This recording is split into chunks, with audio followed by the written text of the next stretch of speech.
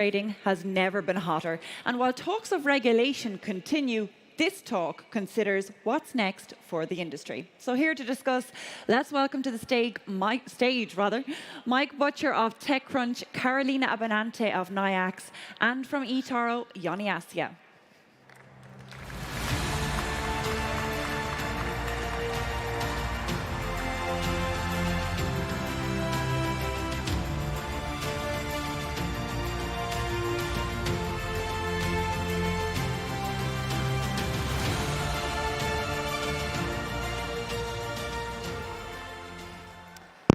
Ooh, hello everybody. From TechCrunch. It's just me.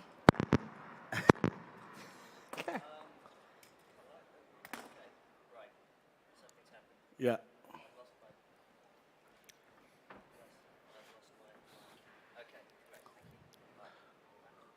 Almost. Let's switch it on. Right, we're back. Hi everybody.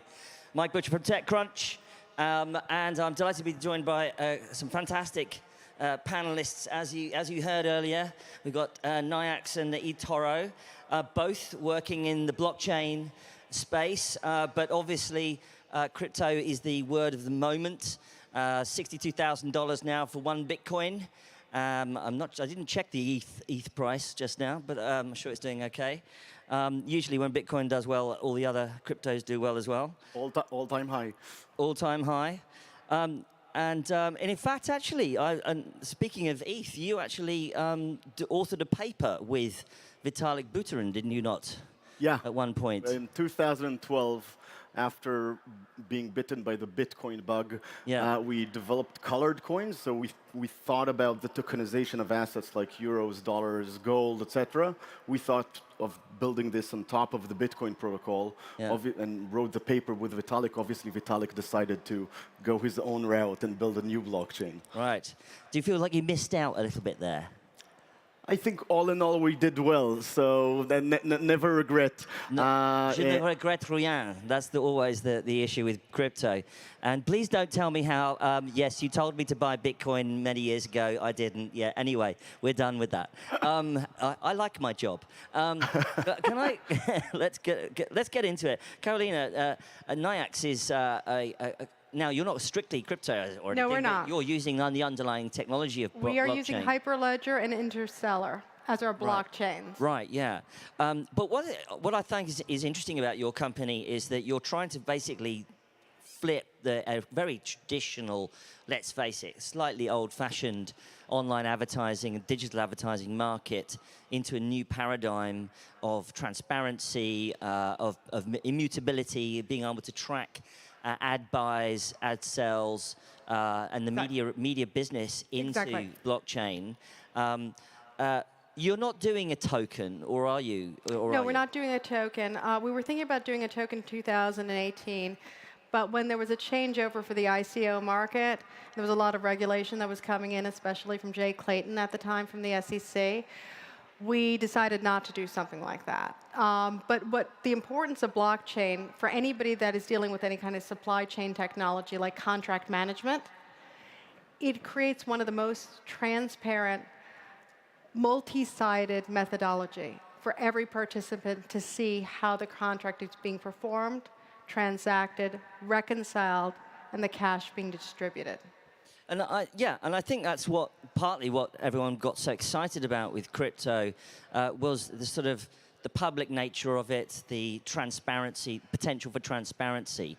But eToro, you chose not to go through a traditional, well, not traditional, but shall we say, normal crypto exchange. You've come out of stocks and shares buying and then reversed into crypto. You're kind of at the intersection between these two industries. What's the sort of flip between your existing stocks and shares market and the crypto side of things? I guess you saw the crypto side rocketing, right? Yeah, so the majority of our customers do both. They trade both equities, buy stocks, and crypto. We actually think there's a very interesting intersection happening right now with the rise of retail investors all around the world the use of social media, our social network, where people actually are collaborating and communicating about these trends, whether the similarities between meme stocks and meme crypto is amazing.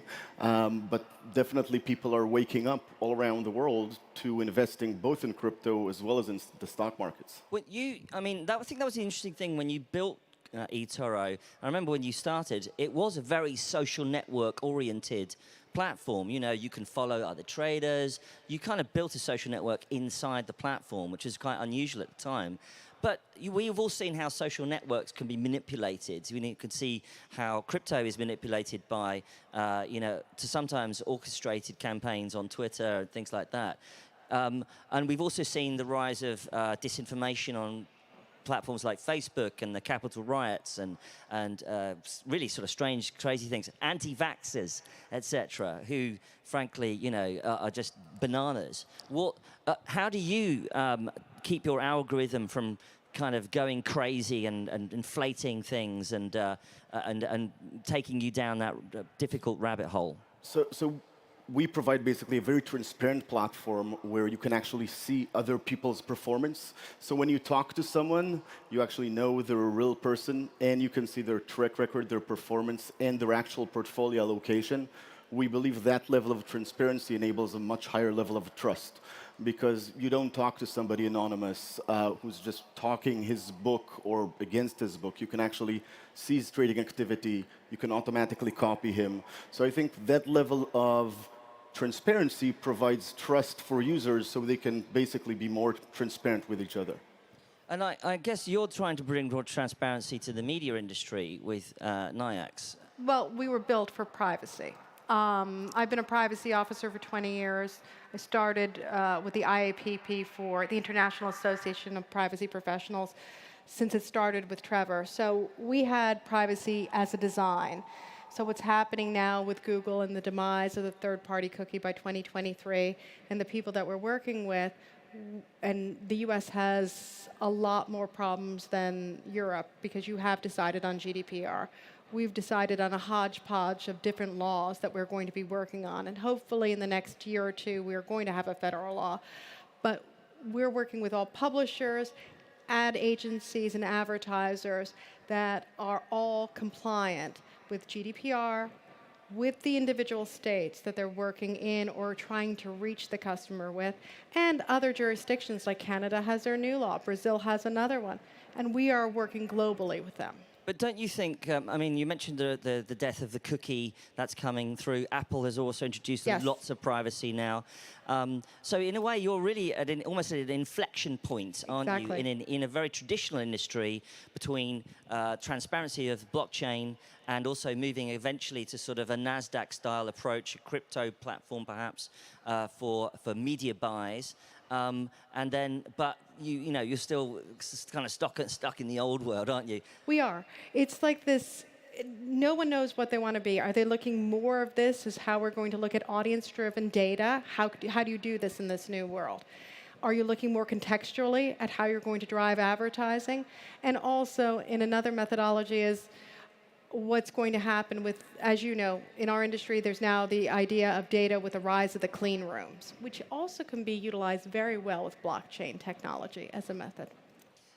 Yeah, so yes, you're using a technical term there, clean rooms, which is sort of data where you don't know the identity of the user, but you can actually use that data for other platforms perhaps.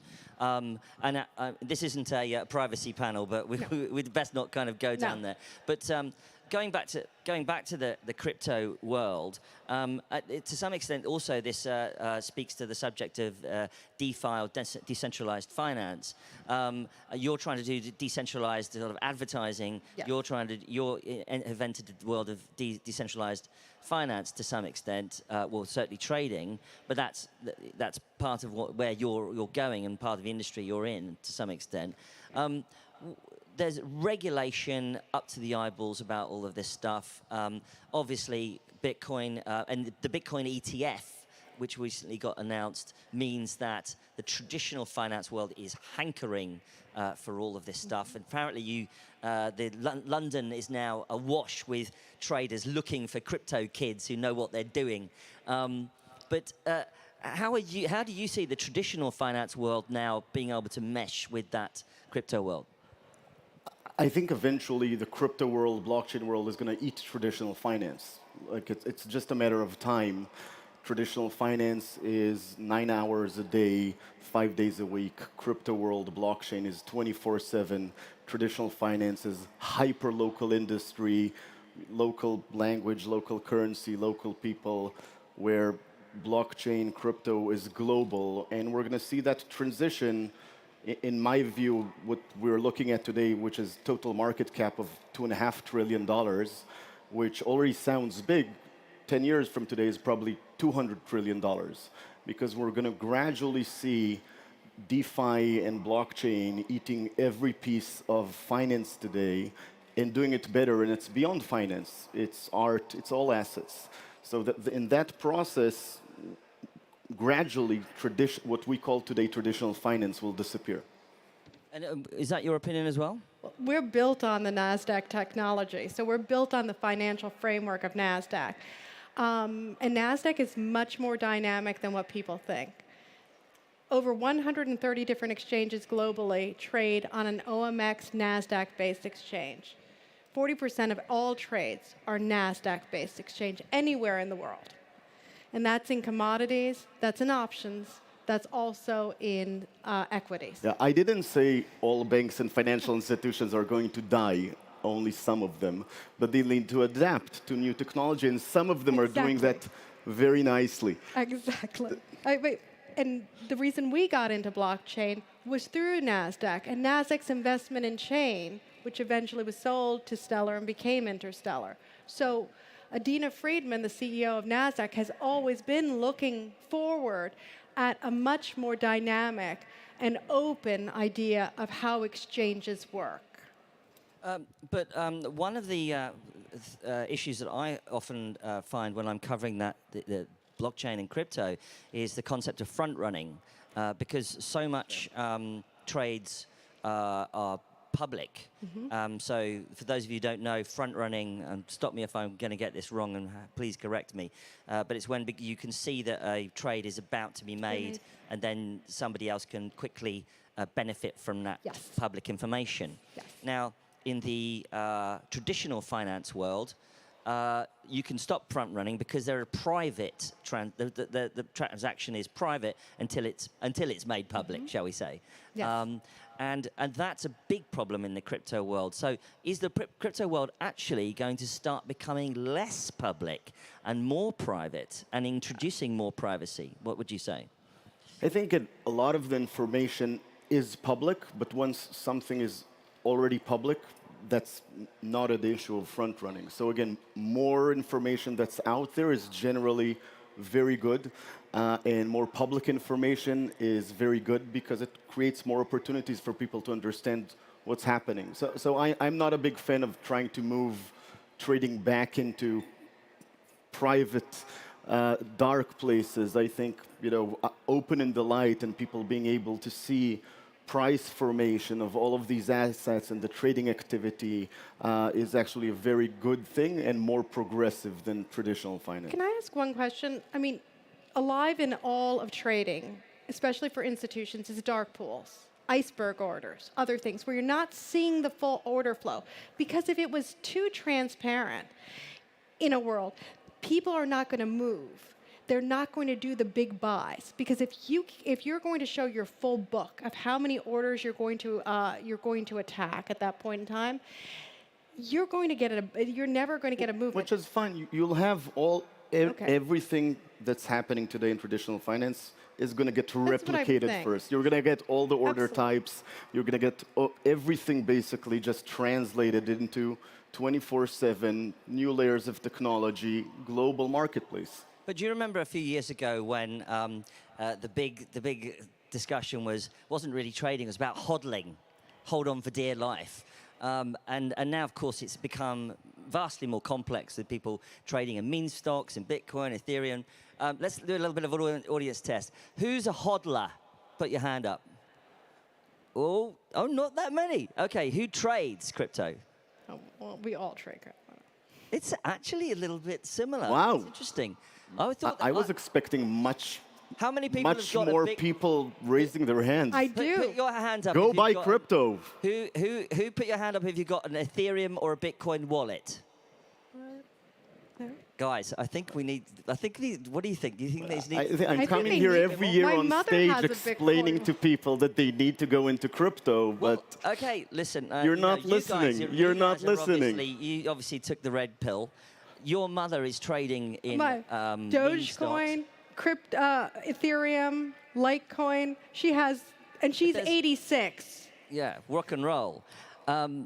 But I think we've only got a couple of minutes now. This is annoying because I could go on forever. But I think the big point that we kind of want to make here is that is it the case that crypto, Bitcoin, Ethereum, and perhaps other kinds of well, shall we say, harder and quality cryptos or coins and tokens, are they a hedge against traditional inflation? We've just had a pandemic. Governments have printed money like the Second World War, bigger than the Second World War. So what's going to happen? What are your predictions? I think Bitcoin as a digital store of value, as digital gold, holds that promise of a hedge against inflation. We're seeing now the widest discussion in human history about the value of money, right? We used to think cash is king. Now everybody's talking about inflation and the fact that if you have cash in the bank, actually loses its value over time. And the scarcity model of Bitcoin basically protects against that. If you think about the next 4 years or 10 years or 20 years, there's still going to be just 21 million Bitcoins. But isn't it kind of becoming too expensive for the average person to get into Bitcoin? You can buy $1 of Bitcoin, so you don't need to buy 62,000. The same as you can buy fractional shares. And would you consider advising people do that?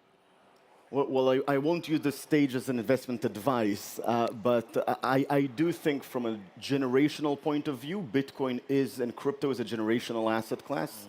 And I think it makes sense for people to have exposure into crypto assets and specifically Bitcoin. Carolina. I totally agree with him. And there's also going to be fractional shares that you're going to be able to get to it. So you don't have to hold a whole Bitcoin. You can own a fractional piece of it. But I think there's even a greater model that's happening. You're talking about inflation risk. There's hedging risk. Everybody thinks about NASDAQ and the New York Stock Exchange as being where everything exists, or any of the other exchanges around the world.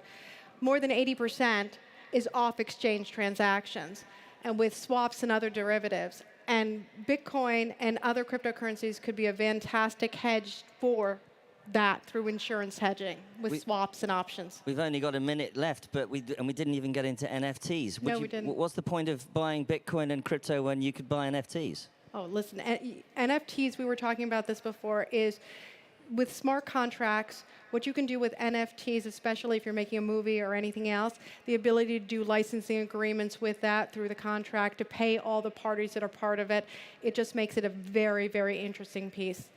Oh, I see, but that's a very structural thing. I mean, we're talking about like apes and things, and or punks. What about you? I think it's a super fascinating space where we see a lot of innovation and a lot of new products. It's simply a digital product. It's buying digital products. Are you doing NFTs on eToro? We are looking at it, definitely. You are looking at NFTs. Breaking news. Oh, I smell a story for TechCrunch.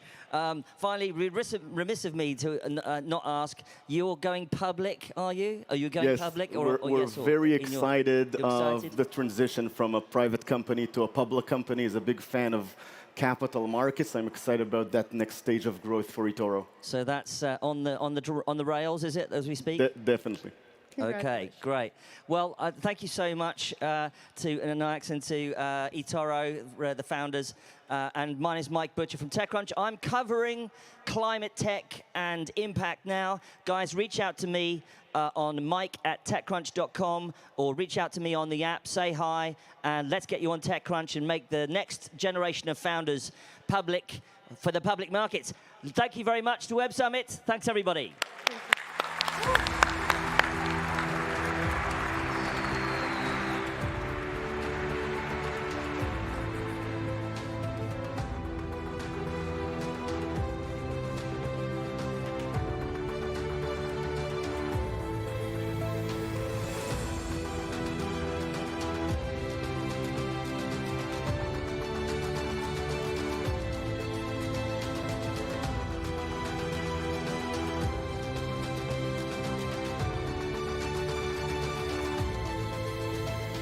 Well, climate change has been in the news all week.